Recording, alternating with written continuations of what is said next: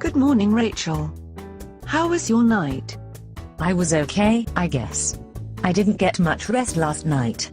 I was up late last night, thinking about the stuff Ken was saying about God. And how it's important to have him in our life. Well, that sounds like a good thing, right? Because you don't sound too happy about it. Is there something on your mind, Rachel?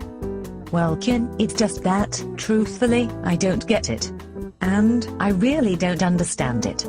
I mean, I guess it's good to have something to believe in, but why God? Well, from what I have read, Rachel, and personally experienced, I don't see my life without God in it. I don't wake up in the morning, except by His grace. Ken, it's just hard for me. I mean, it's tough to believe in someone we can't see. I mean, I'm not knocking you, or Ken, it's just hard. And the more bad I see in the world, Well, Rachel, that is when we need to believe the most. Believing in God is probably the toughest thing I have ever done growing up. But, as I continue to grow, it seems right.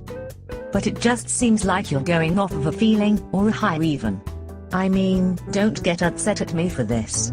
Are you doing drugs on the side? Are you serious, Rachel? No, I'm not doing drugs. Are you losing it? I just feeling good about the feelings I get, and the things I see. That's it.